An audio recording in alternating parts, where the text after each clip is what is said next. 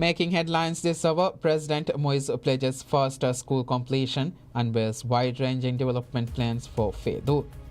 Minister Said rejects claims that UK tariff cuts favoured Maldivian fish exports under previous government. And Parliament approves record $8.7 million budget for Auditor General, highlighting commitment to stronger financial oversight.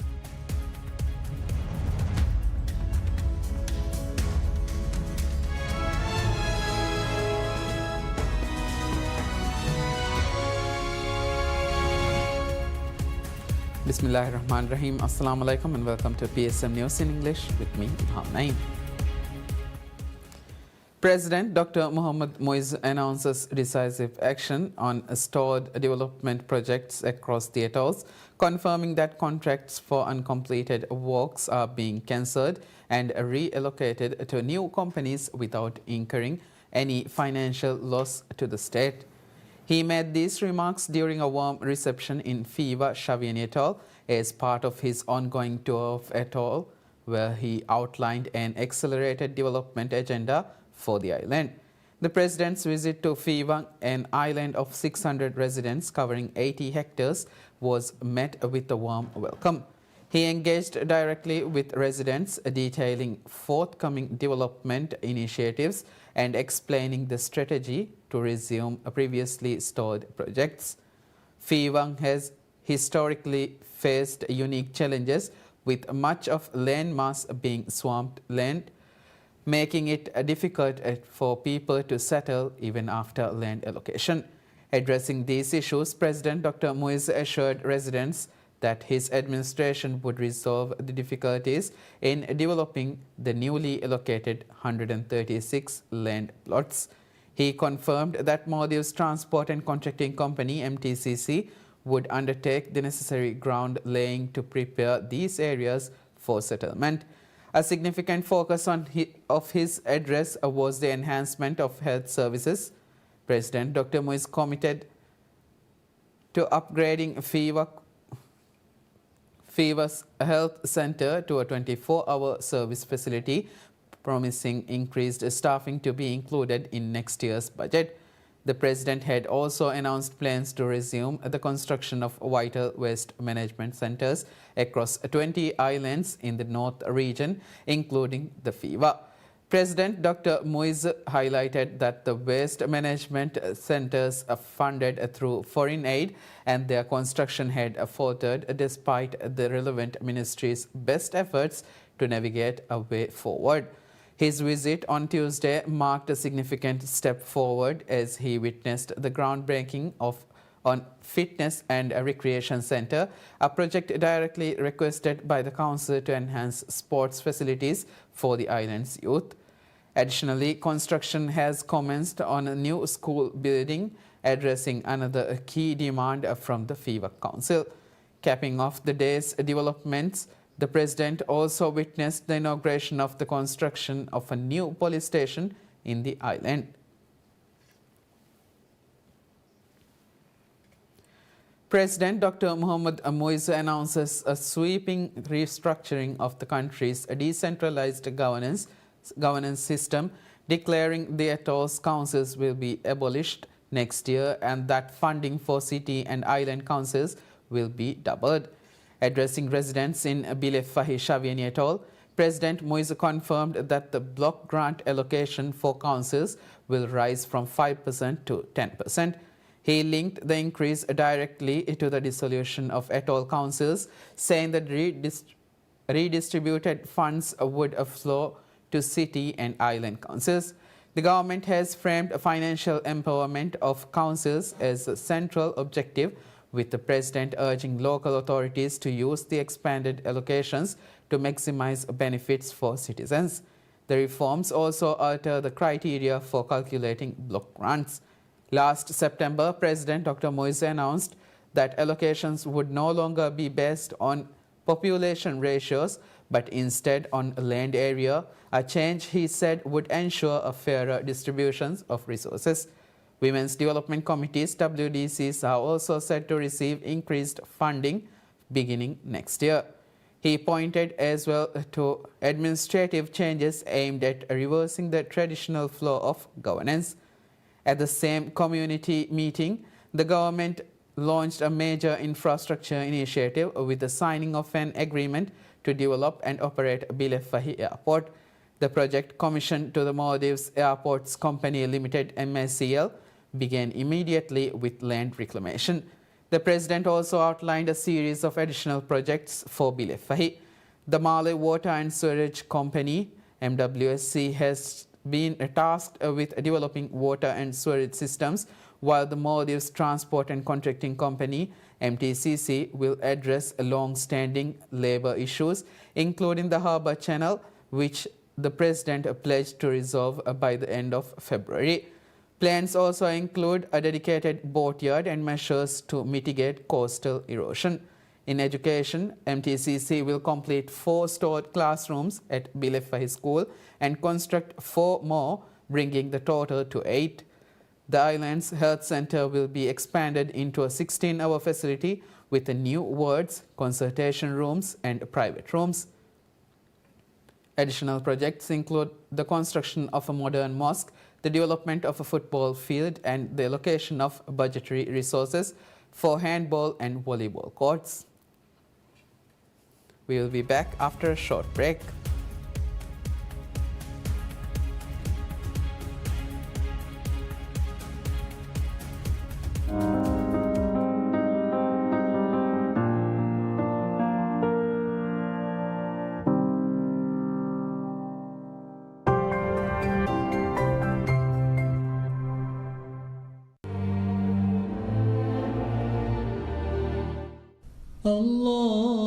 الله أكبر الله أكبر الله أكبر الله أكبر أشهد أن لا إله إلا الله أشهد أن لا إله إلا الله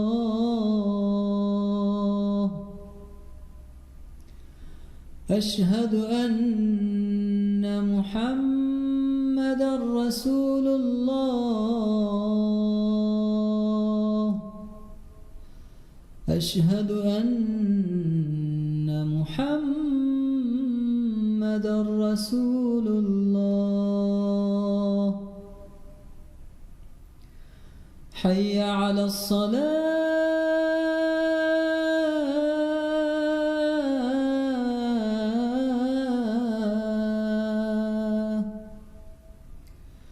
حي على الصلاة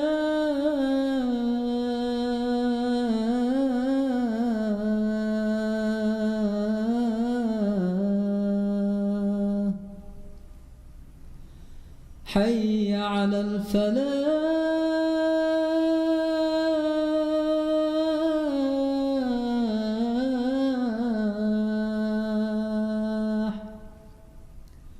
حي على الفلاح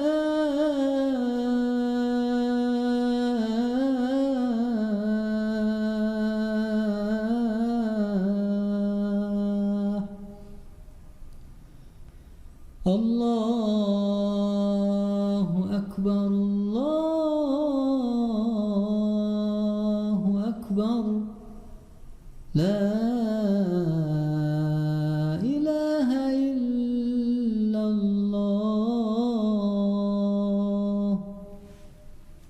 اللهم رب هذه الدعوة التامة والصلاة القائمة آت محمدًا الوسيلة والفضيلة والدرجة الرفيعة وابعثه مقامًا محمودًا الذي وعدته وارزقنا شفاعته برحمتك يا أرحم الراحمين وصلى الله على محمد وآله وصحبه وسلم والحمد لله رب العالمين.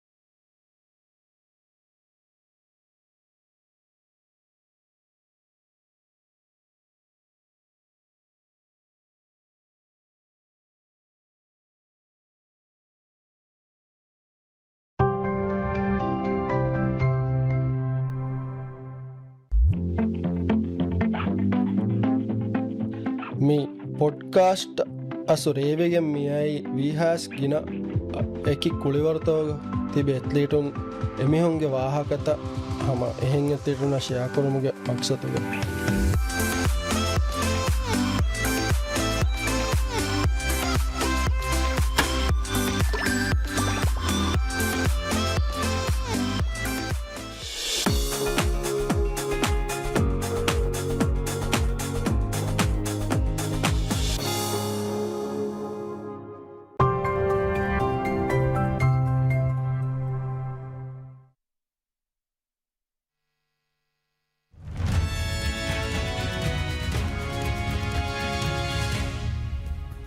Welcome back. You're watching PSN News in English.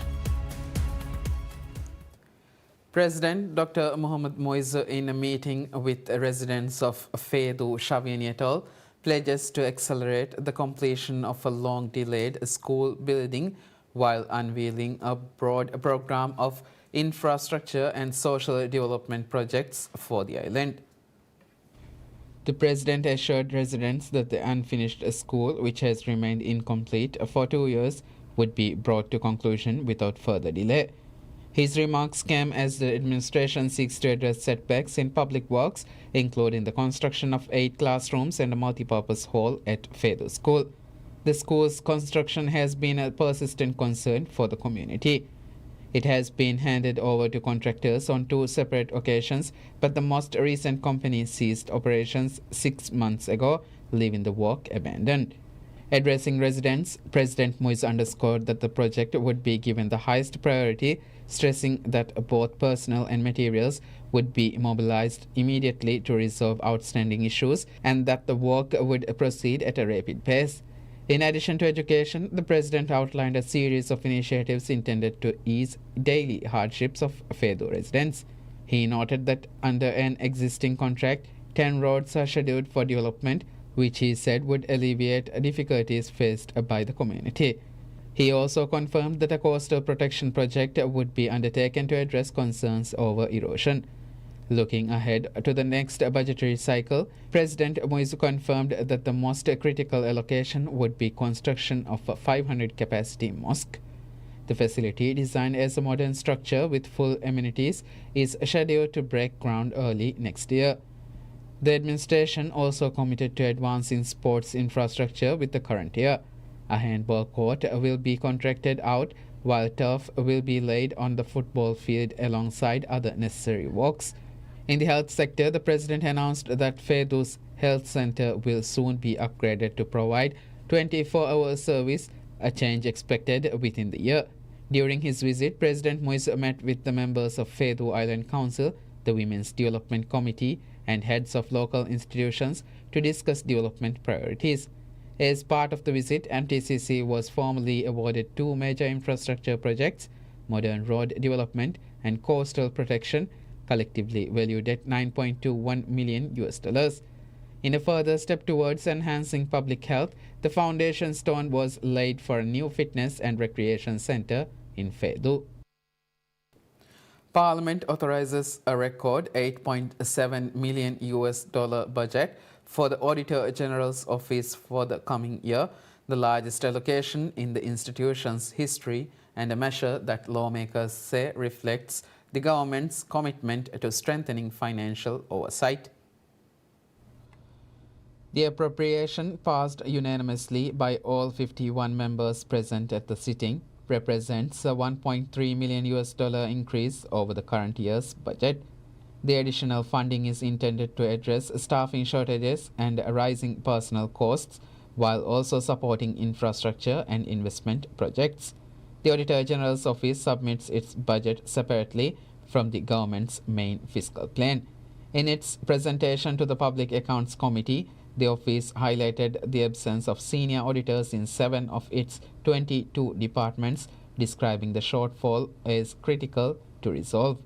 The committee was also informed that personnel costs had risen after audit fund employees were moved to the National Pay Framework in September, an adjustment that required an additional $590,000 for salaries.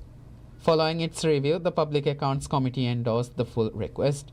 The budget is divided into two categories: $6.02 million for recurrent expenditure and fixed assets, and $2.69 million for public sector investment program projects. MP Ahmad Salim, who serves as Deputy Chairperson of the Public Accounts Committee and represents Fushi, characterized the approval as historically significant, noting that it reflects the government's emphasis on equipping the Auditor General's Office to conduct comprehensive audits of state institutions. He also reported that construction of the new audit office building is expected to conclude by March next year, a development anticipated to ease long-standing space constraints. With the necessary funding and infrastructure secured, MP Salim said the office is now positioned to carry out its mandate without impediment, whether financial or logistical. He also expressed confidence that future audit reports will be more comprehensive as a result. The approved allocation will now be incorporated into the Ministry of Finance and Planning's projected state budget for the upcoming year. The Minister of Economic Development and Trade, Mohammed Saeed, rejects claims by the previous administration that Maldivian fish exports to United Kingdom benefited from tariff reductions secured through bilateral negotiations. He said the reported decrease was not the result of government-to-government talks. Minister Saeed made the remarks in Parliament during a session devoted to questions from lawmakers, where he addressed the status of trade relations with the UK and clarified the duties currently applied to Maldivian fish exports. The exchange was prompted by South Galar lawmaker Mikhail Ahmad Nasim, who suggested that discussions under the former government had successfully led to a reduction in tariffs. Minister Said dismissed that account, stating that while the previous administration had claimed that UK reduced duties on Maldivian fish exports, there was no evidence that the exchange had been secured as a negotiated concession. He then outlined the tariff structure in detail. Attention also turned to the proposed free trade agreement between the Maldives and the UK. MP Mikhail noted that it had been reported the agreement would take effect this year. Minister Said categorically denied that such an implementation was scheduled and asked the lawmaker to provide the basis for the claim. He also provided historical context, confirming that discussions on an FTA were first initiated in 2016, coinciding with the UK's withdrawal from the European Union. The initial letter concerning the talks, he recalled, was signed on 16 October 2016 by then Economic Minister, a position he himself held at that time. Looking ahead, Minister Said said the administration of President Dr. Mohamed Moise has prioritized efforts to secure tariff reductions from other trading partners. He underscored that the government's focus is on achieving tariff adjustments that deliver the greatest benefit to the Maldives.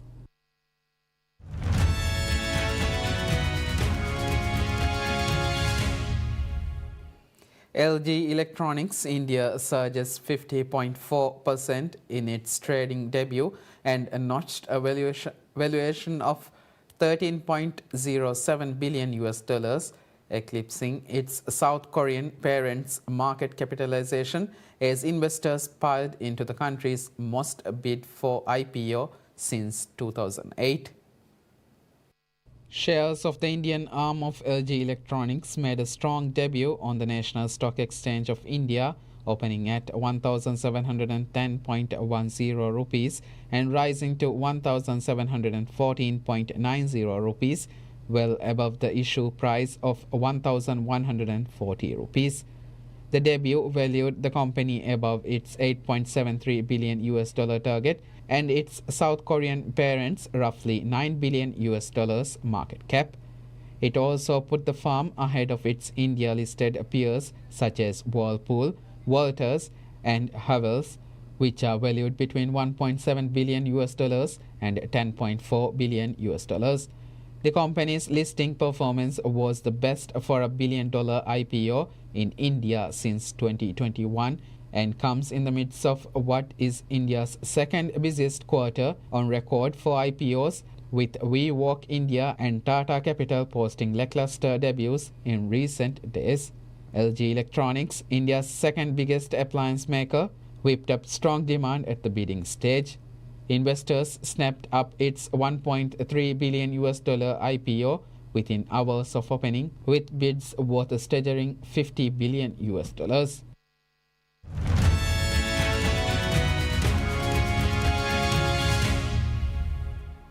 European Council President Antonio Costa says the Sharm el-Sheikh summit on Gaza marked a day of hope for peace, while stressing that achieving a lasting solution would require continued international commitment.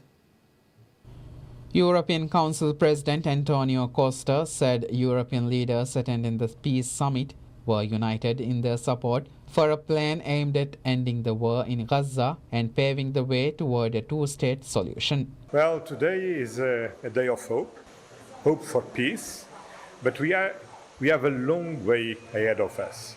And my presence here, the presence of all the leaders here, is to express a clear engagement and commitment to the success of this plan. And this is the most important. And we are engaged on security, on humanitarian aid, on governance, the future, to ensure an effective two-state solution for Palestine. He said the European Union was contributing on several fronts, including border control, police training, humanitarian aid, and financial support to Palestinian authorities to help ensure effective governance and reconstruction of Gaza. Mediators, Egypt, Qatar, and Turkey signed on Monday with US President Donald Trump a document on the Gaza ceasefire deal. The document was signed during the international summit hosted by Egypt in the Red Sea resort of Sharm el-Sheikh on the deal.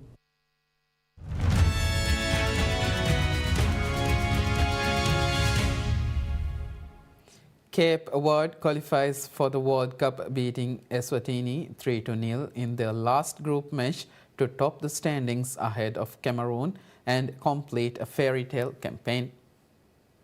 The wind-swept African archipelago overcame first half nerves to win in Praia, with second half goals from Dylan Livramento, Willie Semedo, and veteran Stopira, and book a first ever appearance at the finals. They started 2 points ahead of Cameroon, whose 8 previous World Cup finals appearances are the most by an African country.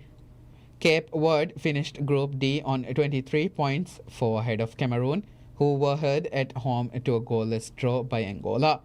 Cape Verde rarely played international football some 25 years ago, but now head to next year's finals in North America as one of the 9 African representatives. They join Morocco, Tunisia, Egypt, Algeria, and Ghana, who have qualified already.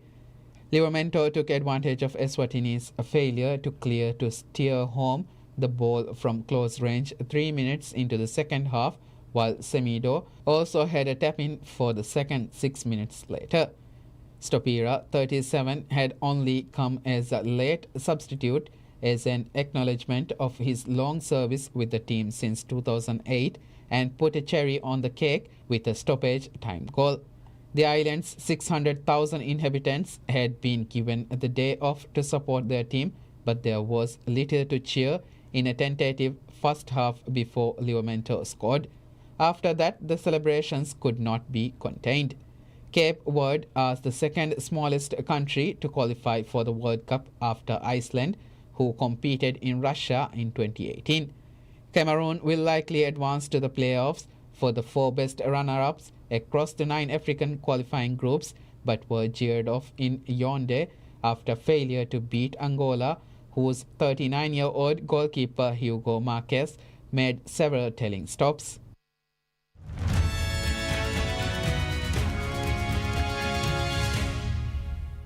From phones and toys to laptops and power tools, lithium-ion batteries are everywhere. According to the developers, a new AI vision system is helping to spot and remove many types of batteries from refuse before they can cause a problem. UK startup Lion Vision has installed an artificial intelligence system at Sweep Kusakowski's Electricals recycling plant in Sittingbourne in southeast England to spot and remove loose batteries from the waste stream, aiming to cut fire risks and recover valuable materials. The camera-led tool scans moving conveyors and flags items such as lithium cells and disposable waves for removal via an air ejection bar that shoots a jet of compressed air to knock the identified battery out of the waste stream. Sweep is deploying the system as part of wider automation at its Kent site to improve safety and yield from waste electrical and electronic equipment, according to the recycler. So we're using a camera system mounted above a belt, and that is connected to a computer that is running an AI machine learning system that is scanning those images and looking for batteries and hazardous objects that we've trained the AI algorithm to detect. According to Manchester University, Lion Vision developed the technology with support from University of Manchester researchers and UK innovation funding. Battery incidents have become a growing operational concern at sorting facilities as damaged cells can ignite under pressure.